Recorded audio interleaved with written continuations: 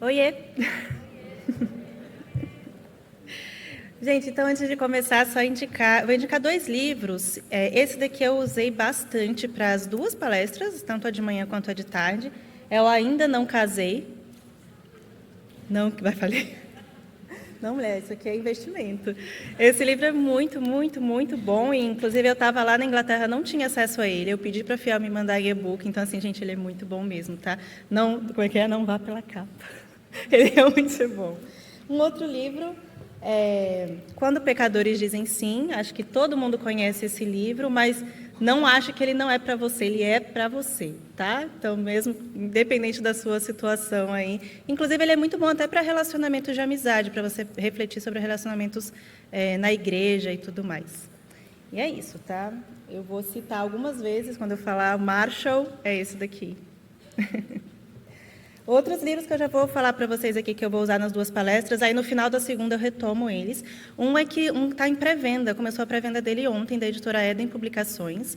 Ele é do Joel Bick, e de verdade, assim, é o melhor livro para solteiros que eu já li, apesar de eu ter ficado até meio desconfiada dele, mas ele é muito bom, eu fiz o prefácio dele, é um livretinho, tem acho que 40 páginas, é muito, muito bom. E um outro livro também que eu vou usar bastante, eu não sei se tem em português, é esse daqui, Holding Hands, Holding Hearts. Então, ele é Segurando Mãos e Corações, e é o nome da segunda palestra também.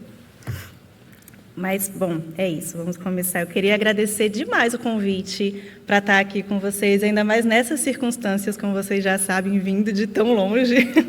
Agora que eu comecei a acostumar com o horário, essa noite eu dormi a noite toda, daqui a pouco eu vou embora, né?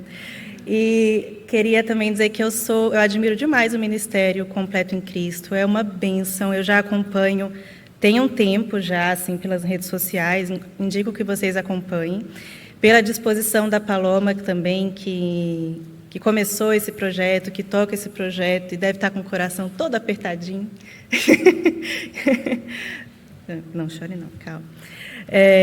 E assim, eu acho muito legal e eu acho que é um ministério que é um bom exemplo para outras igrejas. E ontem, conversando com algumas meninas aqui, eu soube que tem outros também, né? Tem um outro que até, agora esqueci o nome, desculpa, mas tem um grupo aqui desse outro ministério em outra igreja. Então, eu fico feliz que tenham ministérios assim voltados para solteiras, viúvas e divorciados na igreja.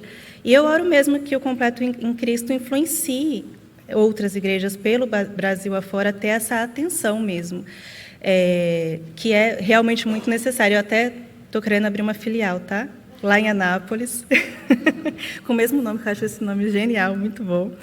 E essa conferência aqui, ela é um fruto desse ministério, é um fruto muito positivo também para ter essa influência, para as pessoas conhecerem e verem que, olha como está cheio de pessoas aqui interessadas em aprender, em trabalhar esse assunto de forma aplicada aos corações de não casados. E, principalmente, também, para dar visibilidade para os temas da conferência aqui, e não apenas, né, porque, assim, normalmente, eventos dessa pegada, a gente espera que vai ser aquela coisa de formação de casal, né, assim. Inclusive, quando eu estava solteira, quando eu ainda estava solteira, eu tinha um certo preconceitozinho, assim, com eventos, quando dizia que o evento era para solteiros. Eu imagino que vocês também tenham, talvez, ficado na dúvida se vem, se não vem aqui nessa conferência. Porque a gente fica assim, mas se eu for, vai parecer que eu estou indo só para arrumar alguém, que é só para isso que eu estou indo, né? Deve ter tido essa dúvida. Eu já passei por isso. Mas, na verdade, a gente sabe que não é esse o objetivo do Completo em Cristo, nem do ministério, nem da palestra, mas a gente sabe que onde quer que o solteiro vá, onde quer que o não casado vá, vai ter ali os casamenteiros de plantão, as pessoas que estão tentando formar casais, ou mesmo o próprio solteiro que está, de fato, indo em qualquer evento, qualquer coisa que ele vá, diante do que a gente viu, né, pode estar, de fato, indo só para arrumar alguém. Tudo que ele está fazendo, tudo que ele está se movendo, até como o pastor Emílio falou, já monotemático, assim, só isso que ele quer. E Você pode estar com essa perspectiva, as pessoas podem estar pensando, ela só está procurando um marido. Ele só está procurando uma esposa. E, de fato, isso é um problema. Se tudo o que você está fazendo é buscar um marido, se tudo o que você se move, se é para isso que você acorda de manhã, se é para isso que você vai à igreja, se é para isso que você exclusivamente faz qualquer coisa, isso é realmente um problema. Se você acredita que o casamento é o objetivo da sua vida e que você só será feliz com ele, isso é um problema. Você quer do casamento o que somente Deus pode te dar. A resposta bíblica para caso você seja essa pessoa que quer do casamento o que só Deus quer te dar, está lá em 1 Coríntios 10, 14 e em vários outros da Bíblia inteira, te dizendo, meus amados irmãos, fujam da idolatria. Porém, e se você tirar o só da sentença?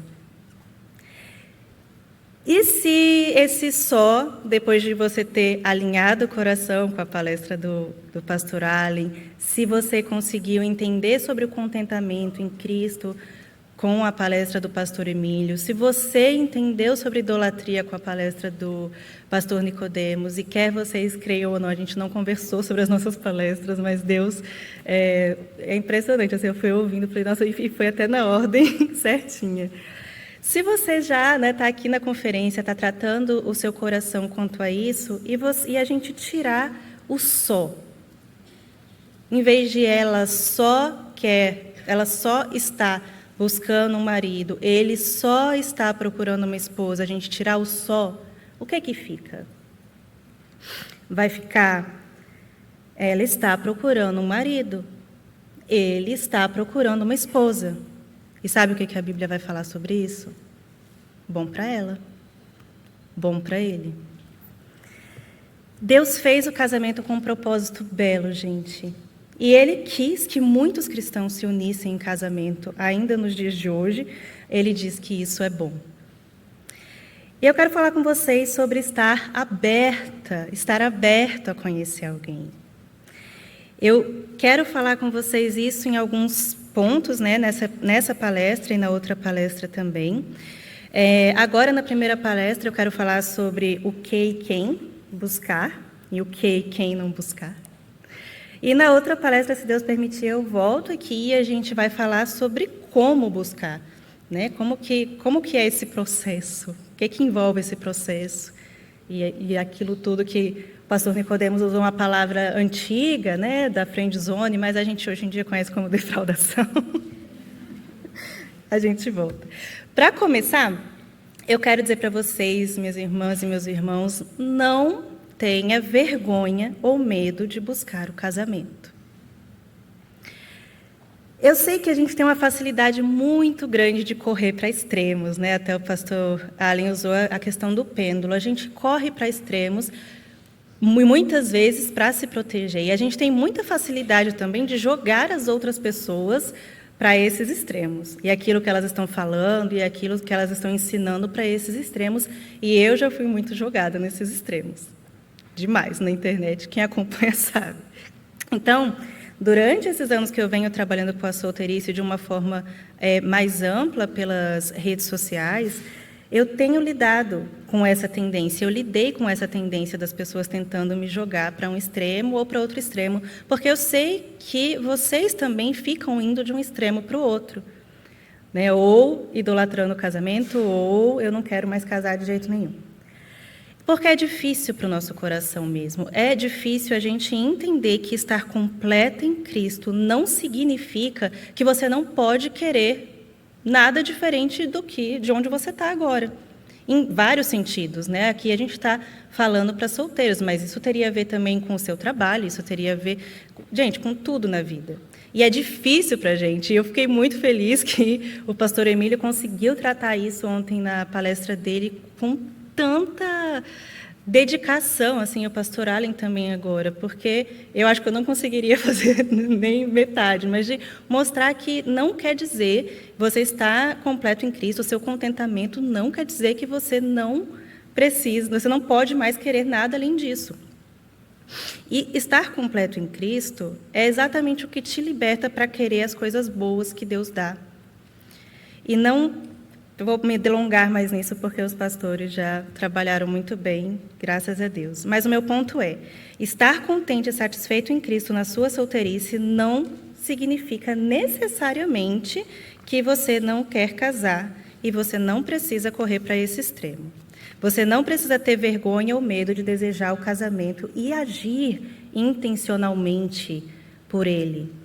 Porque quando o seu coração está alinhado no Senhor, quando o desejo por se casar é um desejo que você já encontrou a sua felicidade no Senhor, que você tem um relacionamento diário com o Senhor, a sua identidade está em Jesus, seu pertencimento está em Cristo, você pode ter um desejo saudável pelo casamento, que é algo bom.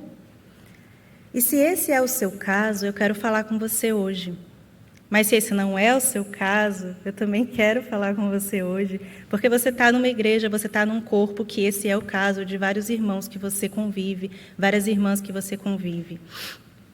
Se você nem sabe, né? Tipo, eu já passei da idade de casar. Isso não é para mim, eu já passei da idade de casar.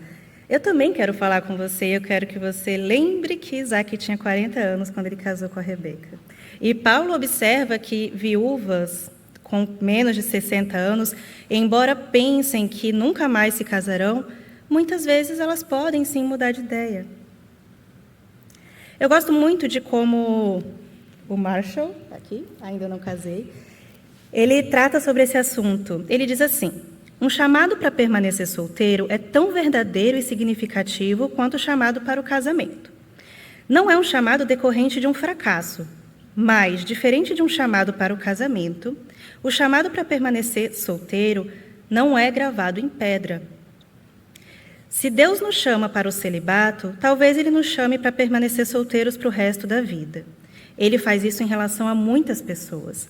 Ou talvez Ele nos chame para permanecer solteiro por algum tempo, por um determinado período, 5, 10, talvez 50 anos, antes de nos chamar para o casamento. E eu também sei que tem aquela fase da solteirice do eu não quero mais. Chega. Eu sei, é cansativo. Esse processo de conhecer alguém, o tempo vai passando e você, eu nem quero mais, eu não quero. Porque essa é uma forma, como o pastor Allen falou, da gente jogar o pêndulo para o outro lado e ter um controle, né? Eu consigo ter, se eu falar assim, então também, já que não está dando, Deus não mandou, então eu também não quero mais. Isso é uma forma de você controlar, você tentar ter esse controle de...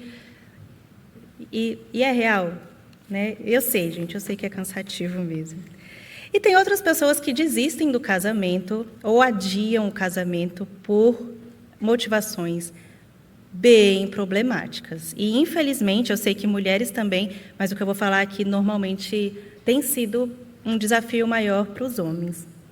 Alguns homens gostam muito dessa posição de ser o único solteiro da igreja, né? De ser o bendito fruto da igreja. Eles gostam dessa posição.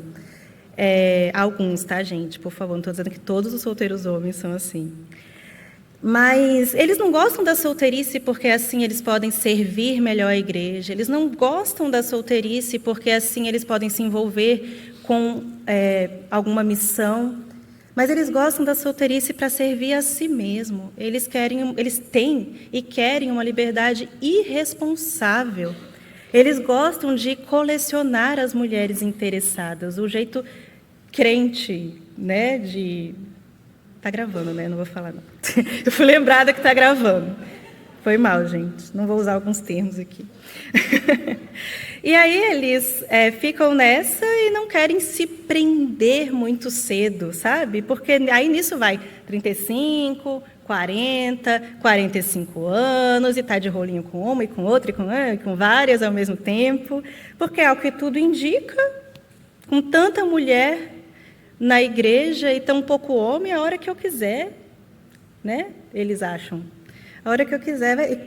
Joel Bick, nesse livro que eu fiz o prefácio, ele diz assim: Há outro pecado que tende a atormentar pessoas solteiras. Ele é mais sutil do que a imoralidade sexual, talvez até mais perigoso, que é viver para si mesmo, sem as responsabilidades de servir o cônjuge e cuidar dos filhos. É fácil pensar que sua vida gira em torno de você. Portanto, fuja de usar o que Deus lhe deu, seja seu corpo, sua mente, suas habilidades, sua riqueza, seus amigos ou sua fama, como um meio de obter atenção, glória, prazer ou facilidade para você mesmo.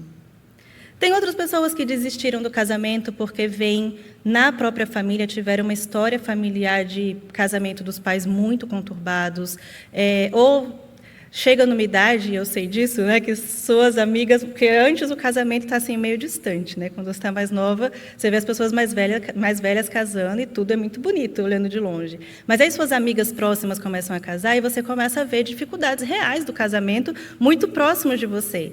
E aí também tem essa tendência de você ir lá para o pêndulo, como o pastor Ali falou, joga para o outro lado. Eu também não quero isso, né? Mas, em todos esses casos que eu estou falando, gente, o desejo pelo casamento, ele deixou de ser colocado diante de Deus e ele passou a ser, com essas lentes erradas, você passou a olhar para ele olhando para você mesmo o tempo inteiro, quanto a esse desejo. Passou a ser um olhar mundano, um olhar egoísta para o que é de fato o casamento. Você está visando o seu próprio prazer. Mas o casamento, ele é uma boa criação de Deus e não tem nada de errado em você desejar o casamento. Isso é bom, isso é natural e isso é necessário. E se você tem esse desejo de casar, não tem nada de errado em você se colocar também em situações para conhecer uma pessoa cristã. Porém, o ponto é que, uma vez que você está aberto e intencional para conhecer alguém visando o casamento, você tem que fazer isso conforme os padrões bíblicos. E não como o mundo faz. Você, repito, não tem que ter medo ou vergonha de querer e buscar o casamento. Mas você tem que ter temor ao Senhor. E você tem que ter amor ao Senhor e ao próximo, enquanto você faz isso. Que você honre ao Senhor e que você busque o casamento de uma forma piedosa, cuidando do seu coração e cuidando do coração do outro também. Em tudo que você faz para a glória de Deus. Em tudo que você faz amando a Deus acima de tudo e ao próximo como a você mesmo. Então, duas coisas que vão permear essas duas palestras. Enquanto você desejar o casamento de uma forma piedosa, você deve ter fome e sede de Cristo ainda mais. Isso vale para tudo, enquanto você desejar um trabalho. Mas aqui a gente está falando aplicado para a nossa conversa, tá? E outra coisa é que você não pode amar mais a ideia do casamento do que você ama o próximo, do que você ama pessoas reais. Certo? A gente vai lidando com isso. Mas tá, diante disso, o que eu busco então, Ana? Casamento. Ah, ok, óbvio. Tudo certo. Mas o que eu quero do casamento? Depois que eu estou aí nesse processo de alinhar meu coração, de entender, de colocar no lugar certo. O que eu estou buscando? Eu quero não me sentir mais sozinha? É isso que eu estou buscando? Eu quero poder sair da casa dos meus pais. E a única forma vai ser o casamento, porque eu não aguento mais a casa dos meus pais, é isso que eu quero. Eu quero satisfazer meus desejos. Eu quero atenção, eu quero afeto, eu quero significado, eu quero pertencimento. Eu quero me enquadrar porque todas as minhas amigas estão casando e aí eu estou ficando ali meio de lado. É isso que eu estou buscando do casamento? Eu quero um romance como os filmes, como as músicas, como os livros que eu leio. É isso que eu quero? Não. Não é isso que você quer, né?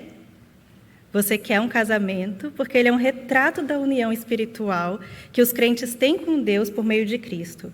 E é uma representação desse amor infinito, desse amor incondicional, perseverante, de Deus pelos pecadores. E no casamento, em outros relacionamentos também, entenda. Mas no casamento, Deus está ali, trabalhando para tirar as condições o tempo inteiro. Eu quero um casamento porque ele é, desde o princípio, esse grande mistério que representa o relacionamento de Jesus com a igreja. Efésios 5, 31, 32. Eis porque deixará o homem a seu pai e a sua mãe, e se unirá à sua mulher, e se tornarão os dois uma só carne. Grande é este mistério, mas eu me refiro a Cristo e à igreja. Eu quero o casamento porque ainda hoje ele é, ainda que de forma imperfeita e quebrada, ele cumpre os propósitos de Deus desde a criação. Eu quero o casamento porque por meio dele eu posso conhecer mais a Deus também, eu posso adorar o Senhor, eu posso depender mais de Deus, eu posso revelar Deus e ser refeito à imagem dele. Eu quero o casamento porque por meio dele eu posso ficar também mais parecida com o Senhor. Porque ele é um compromisso que glorifica a Deus. E lá em Mateus 19:6, diz que, portanto, o que Deus uniu, ninguém separe.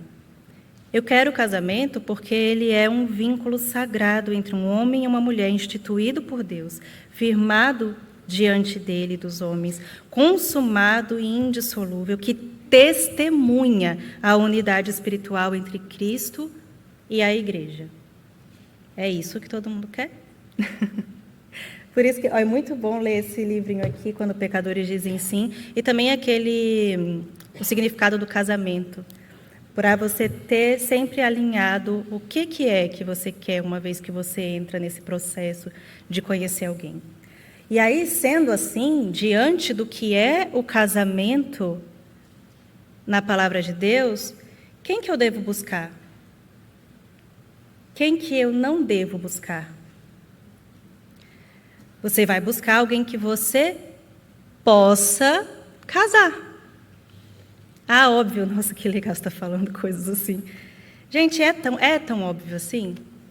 É óbvio assim? Para cumprir os propósitos de Deus para um casamento, eu devo procurar uma pessoa do sexo oposto que ame a Jesus acima de tudo, porque o casamento entre vocês deve ser moldado pela forma como Cristo e a igreja se relacionam. Logo, se você é uma cristã, se você é um cristão que entende e se submete ao que é o casamento segundo as Escrituras, para início de conversa, o que você não vai buscar? Um descrente. Você não vai buscar um descrente. Você não vai andar aí na beiradinha, como o pastor Nicodemos falou ontem, né? Vou começar a conversar ali com aquele rapaz na igreja, da igreja não, da igreja pode, do trabalho, que ele não é crente. Vou sair com ele, vou fazer aí o tal do namoro evangelístico. Você não vai fazer isso. E, gente, assim, de verdade, eu sei que isso é uma tentação para quando você está solteirinho, principalmente quando o tempo vai passando e você vai crescendo profissionalmente e vai lidando com pessoas muito interessantes no trabalho. Porque, né, você vem para a igreja, você vem para um evento como esse, você olha à sua volta e 90% aqui é mulher. Não, 98% aqui. 98% aqui é mulher. Né? Então, aí os homens dizem também, não, tem muita mulher na minha igreja, mas não tem uma mulher que eu queira me casar. E os dois falam, em algum momento, infelizmente, ou vários, a pessoa fala, mas tem aquela pessoa lá no trabalho, tem aquele homem lá no trabalho, tem aquela mulher lá no trabalho, na escola, na faculdade, e ele é tão legal, ele é tão inteligente, ele está tão bem financeiramente, ele não faz nada de errado, ele é um homem bom, ela é uma mulher boa, ele é atraente fisicamente, ela é tão bonita, ele só...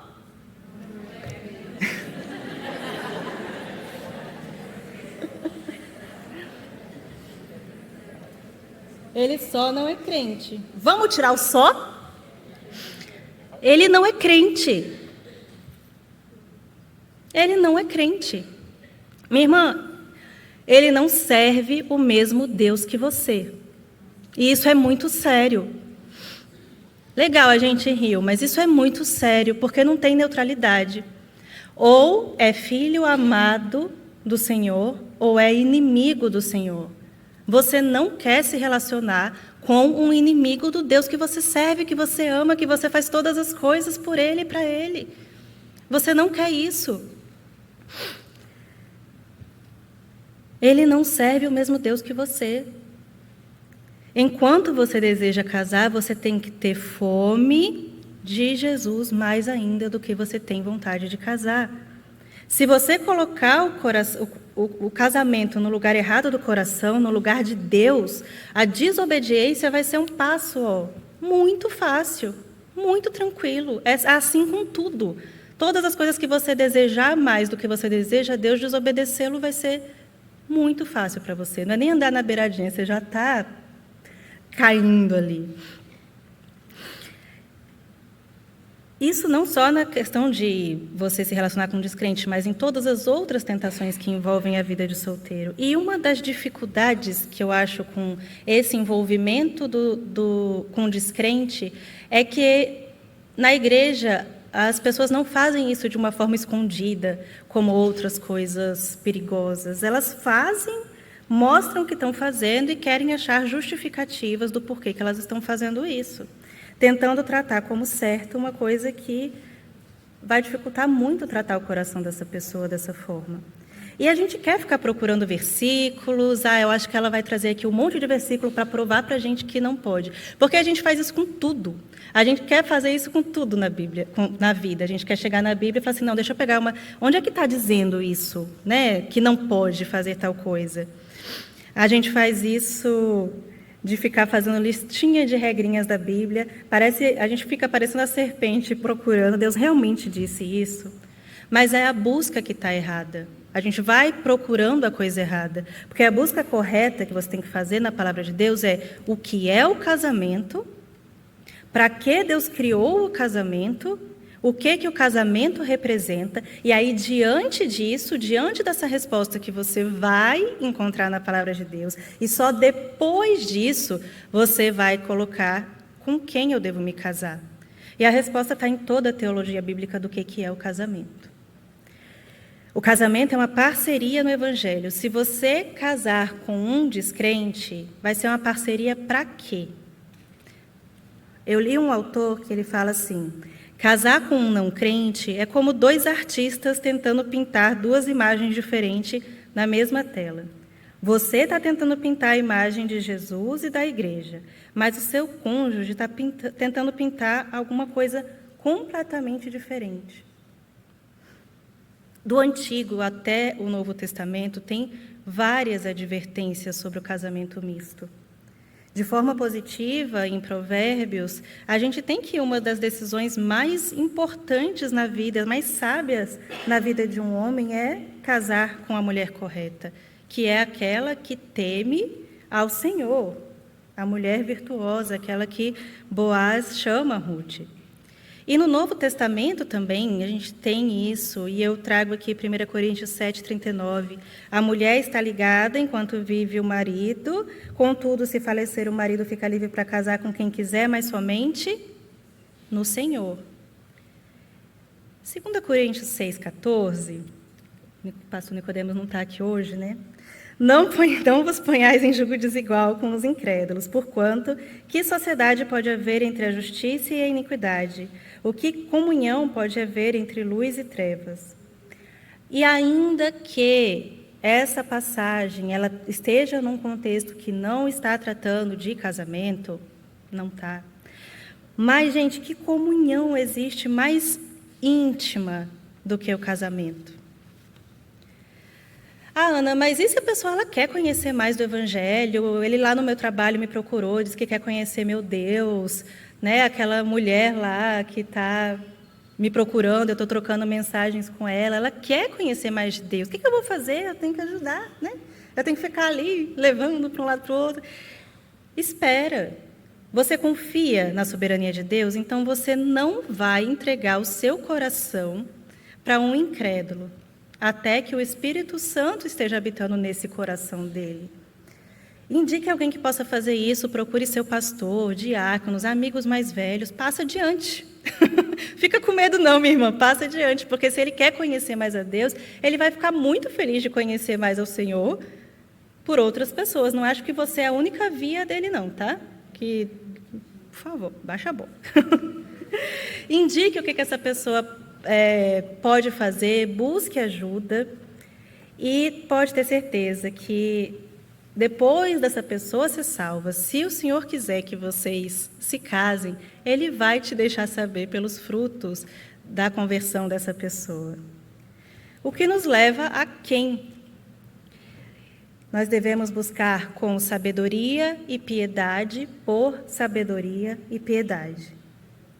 E é claro que quando a gente vai considerar com quem casar, a gente pensa no que te atrai, né? O que me atrai? Eu li num livro que eles fizeram, não sei se foi eles que fizeram a pesquisa ou se eles pegaram essa pesquisa, e foi feita com cristãos, para fazer uma ordem do que atrai o homem numa mulher e o que atrai uma mulher num homem. E quando eu li isso, eu pensei, acho que eu vou jogar nas redes sociais para tentar fazer a pesquisa também brasileira da coisa, mas não vai precisar. Eu vou falar para vocês, eu acho que vocês vão concordar comigo que não vai precisar. A gente é tudo igual, só está em lugar diferente. Fica assim, ó. Para os homens, a ordem do que atrai é na ordem de, tá? Primeiro lugar, aparência física. Segundo lugar, personalidade. Terceiro lugar, interesses compartilhados. E em quarto lugar está o caráter piedoso. Já para as mulheres, os homens podem ficar até um pouco assim mais tranquilos, porque beleza não está em primeiro lugar. Para as mulheres, em primeiro lugar, está a estabilidade financeira. Em segundo lugar, está a inteligência. Viu, gente? É só estudar, sabe? Não está difícil. Em terceiro lugar, a personalidade. 1, 2, 3, 4. Quarto lugar, a aparência física. E também, em quinto lugar, lá, caráter piedoso. Só que assim, eu não sei se já aconteceu com vocês, eu falo isso, mas na verdade eu sei que já, é só para... de que você está lá na igreja, né? Ou chega uma pessoa nova, você conhece uma pessoa, e aí ela é super, né? O homem acha ela linda, a mulher acha ele super atraente, ele chegou numa BMW. Né? Assim, a situação financeira está tudo certo. E aí você vai convivendo com essa pessoa, ela te atraiu, né? Atraiu. Você vai convivendo, você vai indo nas reuniões, né, sei lá, dos grupos, vai convivendo com aquela pessoa, e aí isso que te atraiu vai sendo preenchido com novos significados à medida que você conhece mais essa pessoa, e aí a atração vai sumindo. Não já? Mas também já aconteceu o contrário com vocês? De tipo assim, você não tinha... não. Não é tão bonito assim, a situação financeira não está lá assim no patamar que eu queria. Mas e aí você vai conhecendo a pessoa, você vai convivendo com ela, você vai enchendo, assim, vai sendo preenchido com novos significados. Você vai conhecendo mais da fé dela e ela vai se tornando atraente para você. Provérbios 31:30 diz: enganosa é a graça, vã a formosura, mas a mulher que teme ao Senhor, essa será louvada. Eu não acredito que a Bíblia te chama a ignorar as coisas que te atraem no sexo oposto, tá? Não acho que é isso. Deus nos deu sentidos físicos, emocionais, Deus te deu sua personalidade, te deu seus gostos. Eu não acho que é para ignorar. Mas eu entendo que nessa lista que eu falei para vocês, a Bíblia chama assim a inverter, a mudar essa ordem. E, em primeiro lugar, o que tem que te atrair, o que tem que encher seus olhos, é o caráter piedoso, é o temor que essa pessoa tem ao Senhor. E é isso que a gente tem que buscar fazer. É isso que a gente tem que buscar conhecer mais da palavra de Deus, se relacionar com o Senhor todos os dias, para que isso seja o que enche nosso coração, nossos olhos, né? Que faz o olhinho brilhar. E se você não se você tem atração por alguém, mas essa atração ainda não foi preenchida com esse principal, você ainda não entendeu o principal, que é o caráter piedoso, a fé dessa pessoa, o relacionamento dela com o Senhor, o meu conselho é que você conheça mais dessa pessoa nos contextos que são possíveis de você conhecer, nas reuniões da igreja. Tá tudo bem, não tem problema quanto a isso. Você está fazendo algo correto. Se você admira o caráter piedoso dessa pessoa, a fé dessa pessoa, mas não tem atração por ela, eu também aconselho que você conheça essa pessoa nesses mesmos contextos, nessas mesmas oportunidades. Mas no primeiro caso e no segundo caso, você não vai flertar com essa pessoa. Tá? Não vai. Você não vai fazer isso. A gente vai falar mais disso na outra palestra. O que te atrai mais num potencial cônjuge? É o charme? É a beleza? Ou é o temor do Senhor? Porque num não cristão, você só vai ter as duas primeiras, o charme enganoso ou uma beleza vã. Beleza física, segurança financeira são coisas que são naturalmente atraentes. Mas sem fé essas coisas desaparecem, e elas desaparecem mesmo, é certeza, porque o tempo passa para todo mundo. A gente tem que procurar, num potencial cônjuge, por qualidades que não vão diminuir com o tempo, mas que vão melhorar com o tempo, quanto os anos vão passando, né? Então, procurar qualidades que refletem a beleza de Cristo, a humildade e a submissão de Cristo. E algumas coisas, eu coloquei aqui algumas coisas, não é uma listinha, é algumas coisas a observar. Como é a fé dessa pessoa? Ela teme ao Senhor? Ela ama a Deus acima de tudo? Você consegue observar fruto do Espírito nela? Como é o relacionamento dela com Deus? Como é o relacionamento dessa pessoa com a igreja local dela? Ela está comprometida com a igreja dela? Ela serve na igreja dela? Como são esses relacionamentos que ela tem na igreja, com os pais, com os amigos? Quando você pensa em vocês dois juntos, você consegue colocar diante do Senhor de que forma vocês podem servir mais a Deus se vocês se casarem? Você pensa nisso? Às vezes a gente fica muito atento a não se relacionar com um não cristão, e isso é muito importante, eu estou aqui a palestra toda falando sobre isso, mas a gente dá pouca atenção para a maturidade espiritual de um cristão, e isso a gente tem que ter atenção também.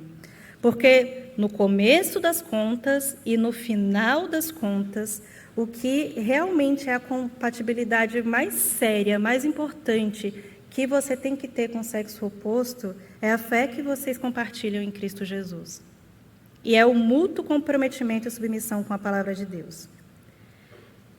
Você não tem que ter medo nem vergonha de buscar o casamento, mas você tem que ter ciência de que a pessoa certa para você também não é uma pessoa pronta, não é uma pessoa perfeita, você também não é essa pessoa pronta e perfeita para o outro, né? Para ninguém.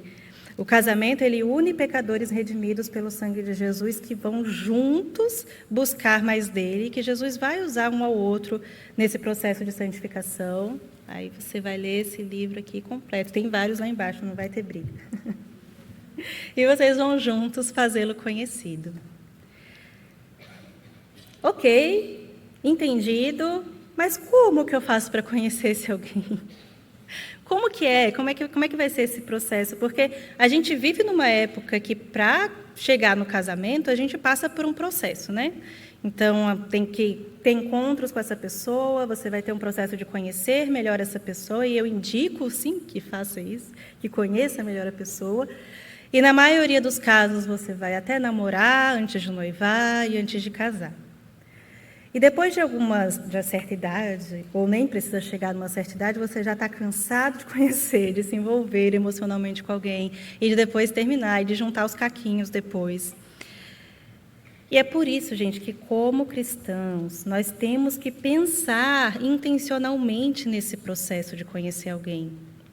Não é algo que a gente tem que deixar para aprender com livros de romance, né, Gabi? Não é algo que a gente tem que deixar para o filme nos ensinar, para a novela nos ensinar, para os amiguinhos da faculdade nos ensinar. A gente tem que se aproximar do outro quando está com o coração alinhado, quando está tudo certinho. Essa aproximação ela tem que ser feita como uma oportunidade de honrar a Deus. E por que não pensar de que forma esses encontros, esse processo de conhecer alguém, vai levar o outro à santidade? A gente não pensa nisso. Não são as coisas primárias que vêm na cabeça do cristão. Na maioria dos casos, é com o intuito de suprir suas próprias necessidades emocionais, suas carências, visando a sua felicidade com isso. Porque é assim que a gente aprende na novela, nos filmes, com o mundo, com os desenhos. Porque para o mundo, gente, por exemplo, um namoro, ele é uma forma de você aproveitar os prazeres com o sexo oposto sem ter nenhum comprometimento, com uma ideia de você se conhecer mais sem um comprometimento real. E aí eles têm esse discurso de que, assim, se não for essa pessoa, é só terminar e seguir a vida, né? Tá tudo bem. Mas o problema é que, apesar de até o mundo que tem esse discurso, esse desapego todo, a gente sabe, a gente vê que na prática não é assim que funciona, né? Eles não terminam e seguem a vida e está tudo bem. O coração não funciona assim. A intimidade que vem com um romance, a intimidade que vem da forma como o mundo também faz esse processo, ela é emocional e ela é física e une mesmo essas duas pessoas. E é por isso que a gente tem um monte de livros e músicas e de coração partido e novela, porque não é assim, terminou e tchau, tá tudo bem, vamos seguir a vida. Não é. Nem eles sustentam esse discurso. Como cristãos, isso não combina nada com a gente. Nós somos diferentes, mas na maioria das vezes a gente trata esse processo de conhecer alguém exatamente igual o mundo faz. É preciso a gente passar por um processo de conhecer alguém. E, como eu disse, eu até indico que faça mesmo. Mas o que a Bíblia fala sobre esse processo? Sobre os encontros com o sexo oposto, sobre namoro. A Bíblia não diz nada. Mas a Bíblia fala tudo. Porque se o objetivo é você conhecer mais alguém com esse objetivo do casamento, e tem que ser assim para o cristão, a Bíblia não vai se silenciar sobre isso, porque a Bíblia não silencia sobre o que é o casamento, entende? Então, quando o cristão se envolve com o sexo oposto nesse tipo de aproximação que visa o casamento, vocês precisam ter muito claro que essa outra pessoa que você está se aproximando, ela é amada por Deus, ela é uma imagem de Deus, ela é filha de Deus como você é, e você tem que cuidar dessa pessoa. Vocês não vão estar só segurando as mãos, vocês vão segurar o coração um do outro. E é isso que a gente vai tratar na próxima palestra. Obrigada.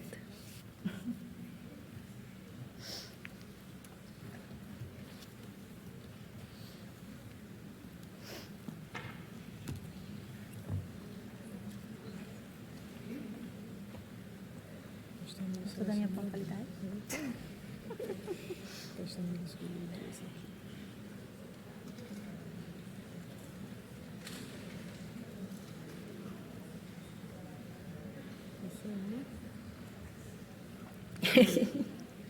Apareceu de caixinha de Instagram. Quer ler? Escolhemos 2 perguntas aqui, né? Foram várias, mas por conta do tempo a gente vai ficar com essas 2. Na dúvida se devo ir visitar a programação de outras igrejas para conhecer outras pessoas em um possível casamento, ou se creio no poder de Deus, devo ficar na minha igreja mesmo e se for para casar. Deus me achará lá e em algum momento conhecerei a pessoa lá.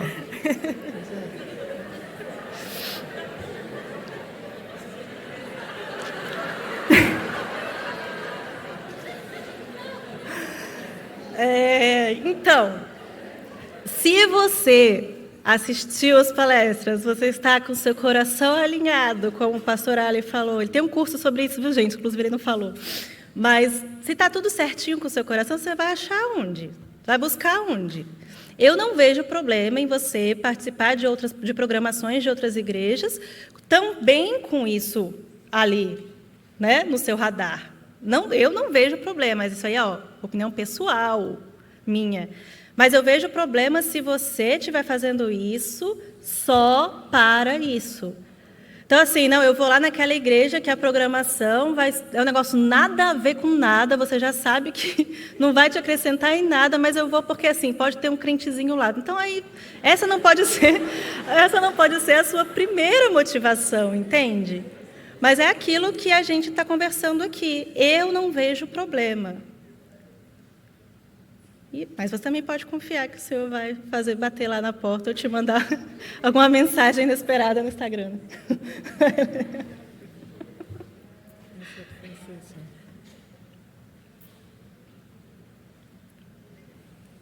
Calma, aqui.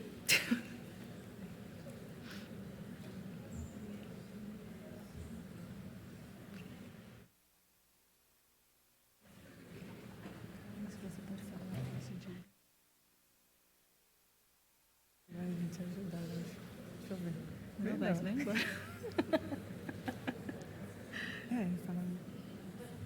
Pastor, ele quis selecionar. Não, eu só não tinha entendido, mas acho que eu entendi. É que eu não entendi a formulação da pergunta. É possível ser sozinho a imagem completa de Deus, o qual por natureza é uma família, a Trindade? Não só é possível, mas você é uma imagem completa de Deus. Você é. Deus te fez imagem de Deus. E você está num processo de ser refeita a imagem de Cristo. E Deus vai refazer essa imagem que foi quebrada na queda, gente, de qualquer forma. Deus escolhe formas para refazer essa imagem. E agora eu entendi. Eu acho que essa pergunta vem um pouco porque eu já ouvi isso, que não, o seu processo de santificação no casamento, a santificação, eu já ouvi até que ela só vem por meio do casamento. Mas isso não é bíblico, isso não é verdade. Deus escolhe formas diferentes. Então, claro, são processos diferentes, em intensidades diferentes, mas Deus vai te refazer a imagem de Cristo na sua igreja local, nos seus relacionamentos com as suas irmãs, mais velhas, mais novas. E a sua imagem, você já é uma imagem de Deus. Você não vai ser uma imagem de Deus porque você casou com outra pessoa. Mas essa imagem que você é de Deus, ela vai sendo também, assim, digamos, ajustada na convivência com outros irmãos. E você precisa da igreja para isso. É fundamental. Então, acho que é isso. Obrigada, gente.